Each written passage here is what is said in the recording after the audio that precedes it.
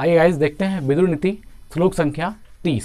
आइए क्या है श्लोक देखते हैं, है ना। विदुर वाचो अर्थात विदुर ने कहा, आर्य कर्मणि रज्यन्ते भूति कर्मणि कुर्वते हितं च नाभ्यसूयन्ति पंडिता भरतवर्षभ, है ना।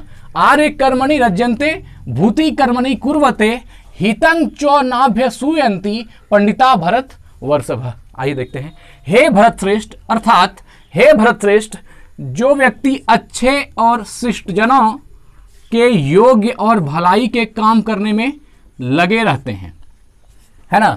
हे भरतश्रेष्ठ, जो व्यक्ति अच्छे और शिष्ट जनों के योग्य और भलाई के काम करने में लगे रहते हैं, अपनी भलाई अथवा हित करने वालों की निंदा नहीं करते, वे ही पंडित कहलाते हैं।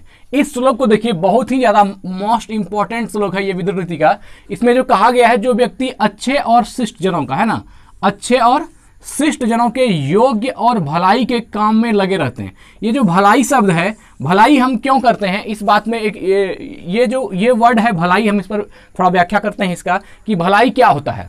जब आप अपने से किसी दूसरे की मदद करते हैं तो उसको आप भलाई कहते हैं, है ना, हेल्प करते हैं। तो सहायता या हेल्प क्यों होता है, ऐसा हमारे उपनिषद में, हमारे सिद्धांतों में, हमारे वांग्मय में माना गया है कि हर आदमी एक चेतना का पार्ट है, सब में वही चेतना व्याप्त है, हर आदमी में एक ही चेतना काम करती है। धरती पर जितने जीव जंतु हैं सब में एक ही चेतना होता है, इसलिए दो चेतनाएं भिन्न नहीं होती। इसलिए ये जो हम सोचते हैं कि हम अलग है और वो अलग है, ऐसा कुछ है नहीं, यह सोचना गलत है। सनातन धर्म का अद्वैतवाद, जो स्वामी विवेकानंद जिसके प्रवर्तक थे, शंकराचार्य जिसके प्रवर्तक थे, उन्होंने कहा था कि अद्वैतवाद एक ऐसा सिद्धांत है जिसके तहत एक ही चेतना हर जीव के शरीर में निवास करती है। इसलिए हम जो ये समझते हैं कि ये आदमी अलग है और यह जीव अलग है, यह हमारा मानना सर्वथा गलत है और यह हमेशा गलत है। लेकिन इसी सिद्धांत पर यह कहा गया है कि अगर मान लीजिए कोई आदमी कष्ट में है तो हमको उसकी भलाई करनी चाहिए। वह इसलिए नहीं करनी चाहिए क्योंकि अब उसको दिक्कत हो रहा है, नहीं, वह इसलिए करनी चाहिए कि वह भी आपका ही रूप है, आपके चेतना का एक भाग वह भी है, इसलिए उसकी मदद करना ही चाहिए। तो वह इस दृष्टिकोण से जो हम दूसरे की सहायता करते हैं उसी को भलाई कहा गया है।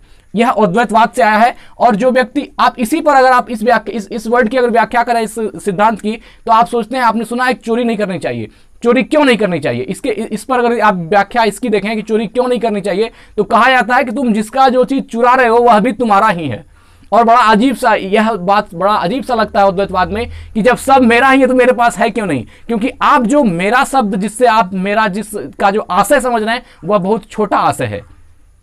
और सिद्धांत आशय यह है कि सूर्य भी मेरा है, चांद भी मेरा है, समुद्र भी मेरा है, धरती भी मेरी है। और यह मेरा शब्द जहां से निकल रहा है, जहां से साउंड निकल रहा है, उस चेतना के लिए, उस चेतना को रिप्रेजेंट करता है। और वहां से अगर आप समझें तो मतलब सब कुछ मेरा ही है, कुछ कमी है ही नहीं। उसी को पूर्णता कहते हैं, जिसको अद्वैतवाद में अगर आप आगे जाएं तो उसमें पूर्णता कहता है और उसी को मोक्ष अर्थात मुक्ति कहता है कि अब कुछ पाना शेष रह ही नहीं गया। तो वहीं से आया है। तो हे भरतश्रेष्ठ, जो व्यक्ति अच्छे और शिष्टजनों के योग्य और भलाई के काम करने में लगे रहते हैं, अपनी भलाई अथवा हित करने वाले की निंदा नहीं करते। जो उन लोग जो उस पुरुष का हित करता है वह उसके लिए कभी निंदा नहीं करता है, तो वही व्यक्ति क्या है, पंडित कहलाता है। धन्यवाद।